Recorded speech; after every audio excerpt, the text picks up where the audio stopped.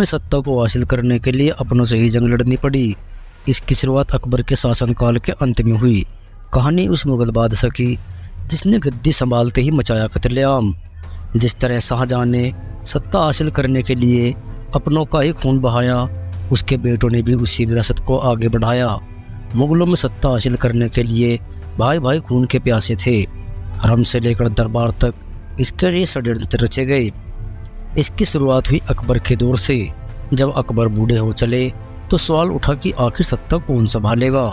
सलीम यानी जहांगीर पहले ही बागी हो चुके थे। दानियाल सत्ता संभालने में कामयाब हो गए। अकबर को इस बात पर संदेह था। तमाम षड्यंत्र और राजनीतिक दांव पैंच के बाद अंततः जहांगीर ने मुगल सल्तनत की कमान संभाली। यहीं से कई षड्यंत्रों के जन्म की नींव पड़ी। जहांगीर को सत्ता मिलने के बाद उसकी बेगम नूरजहां ने कई षड्यंत्र रचे और अपनों को सत्ता के करीब लाने की कोशिश की। 28 अक्टूबर 1627 को जहांगीर के इंतकाल के बाद मुगल सल्तनत हासिल करने के लिए बेटों के लिए संघर्ष शुरू हुआ। शहरयार और खुर्रम के बीच दांव-पेच शुरू हुए। इसमें अहम भूमिका निभाई नूरजहां ने। सल्तनत के लिए भिड़े भाई जहांगीर की मौत के बाद उसके छोटे बेटे मिर्जा शहरयार को बादशाह घोषित किया गया। शहरयार चाहता था कि मुगल साम्राज्य को लाहौर से चलाया जाए, लेकिन जहांगीर का तीसरा बेटा शहजादा खुर्रम यानी शाहजहां एक अलग योजना बना रहा था। कई मौक़ों पर दोनों भाइयों के बीच इसको लेकर भिड़ंत भी हुई। दोनों के रिश्ते सामान्य नहीं रहे।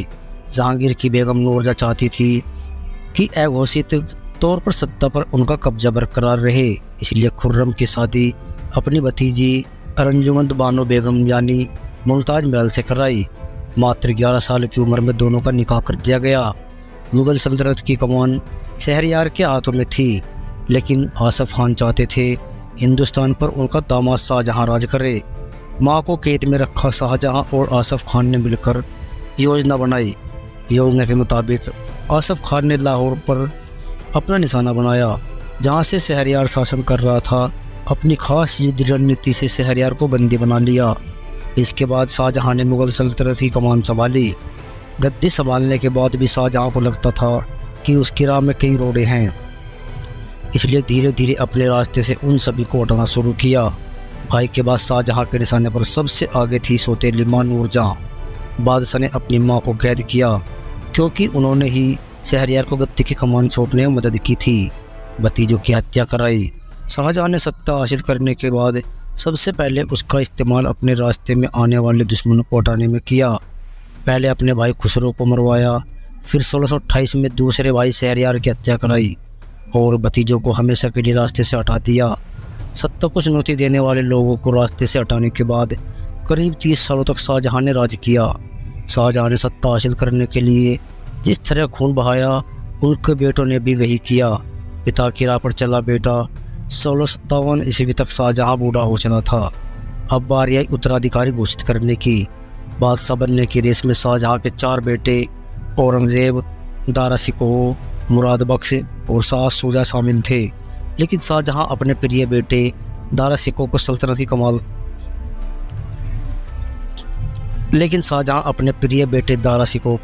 की कमान सौंपना चाहते थे। इससे औरंगजेब खफा था। एक दिन शाहजहां ने दारा शिकोह को मुगल बादशाह घोषित कर दिया। इससे नाराज औरंगजेब ने पहले दारा शिकोह की हत्या कराई, फिर शाहजहां को उसी तरह कैद में रखा जैसे उसने अपने सौतेली मां नूरजहां को बंदी बनाया था। इसके बाद शाह शुजा और मुराद बख्श की हत्या कराकर औरंगजेब ने मुगल शासन पर राज किया।